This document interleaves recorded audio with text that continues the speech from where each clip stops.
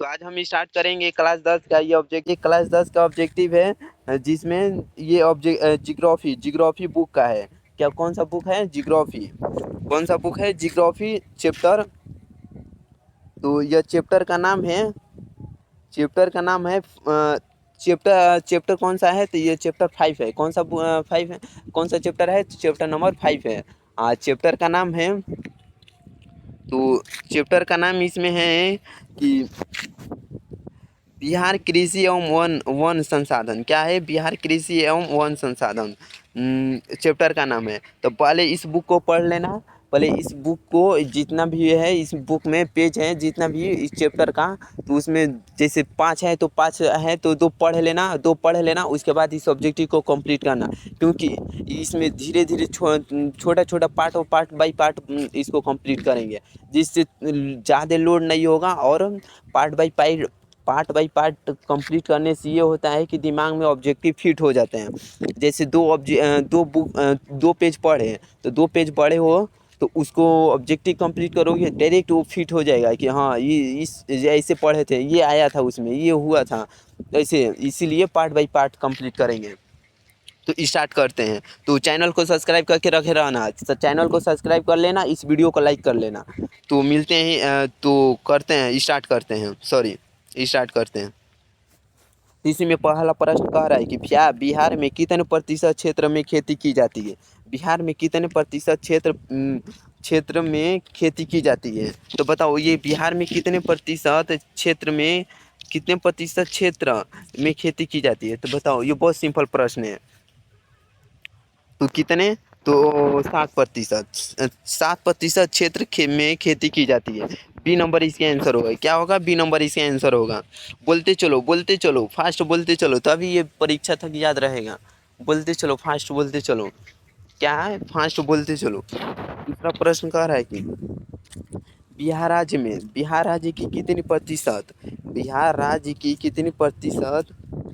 कितनी प्रतिशत जनसंख्या कृषि कार्य में लगी हुई है? बिहार राज्य की कितनी प्रतिशत जनसंख्या कृषि कार्य में लगी हुई है?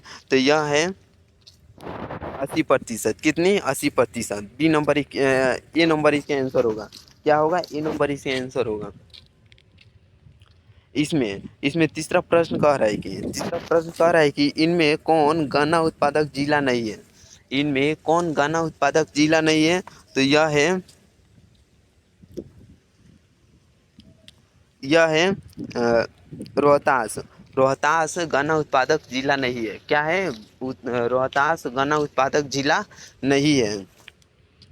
तो इसमें चौथा प्रश्न कह रहा है कि बिहार के जूट उत्पादन है कौन से हैं? तो बताओ कौन से हैं? तो यह है गिरावट में हो रही है। क्या होगा? बिहार के जूट उत्पादन में है गिरावट हो रही है। बी नंबर इसका आंसर होगा। बताना इसका आंसर, बताना तो कमेंट में, कि देखते हैं किसका सही होता है, कमेंट में करना है इसका आंसर। तो इसमें 5वां प्रश्न कह रहा है कि तंबाकू उत्पादन क्षेत्र है। बताओ, इनमें से तंबाकू उत्पादन क्षेत्र कौन से हैं? यह है गंगा का दियारा। क्या होगा? गंगा का दियारा।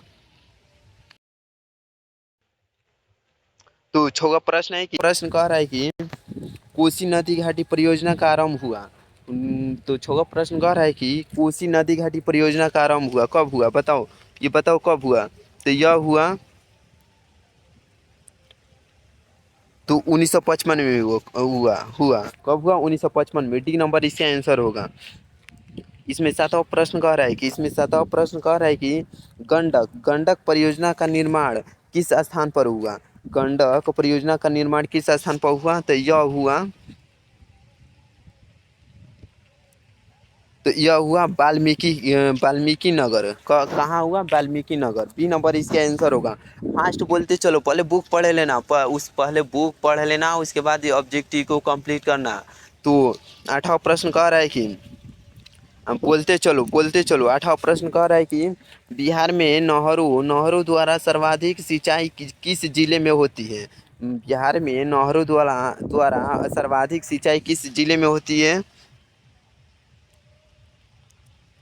रोहतास में होती है। कहाँ होती है? रोहतास में। ये नंबर इसका आंसर होगा।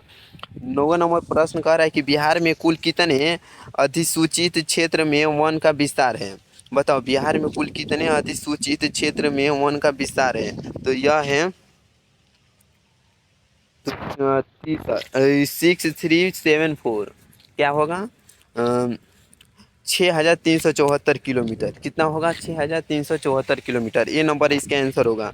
तो इसमें 10वां प्रश्न कह रहा है कि कुश कुशेश्वर कुशेश्वर स्थान किस जिले में स्थित है? कुशेश्वर स्थान किस जिले में स्थित है? तो यह है स्थित, 2 मिनट रुको। तो यह है दरभंगा। कहाँ है? दरभंगा में स्थित है। कहाँ है? दरभंगा में स्थित है। बी नंबर इसका आंसर होगा। तो 11 नंबर प्रश्न कह रहा है कि 11 नंबर कांवर कांवर झील स्थित है। कांवर झील कहाँ स्थित है? तो कांवर झील स्थित है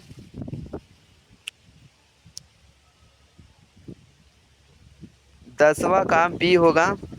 ये तो 11 नंबर कह रहा है कि कांवर झील के स्थित है। कहाँ स्थित है? तो यह स्थित है बेगूसराय जिले में।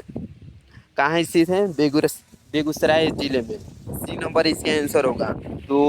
तो इस वीडियो को एंड करते हैं। पहले इसके आगे का भी बुक पढ़ लेना। इसके आगे भी कंप्लीट करेंगे पार्ट 2 में। तो पार्ट 1 में इतना ही कंप्लीट करते हैं। तो मिलते हैं इसके पार्ट 2 में मिलते हैं। पार्ट 2 में कंप्लीट करेंगे।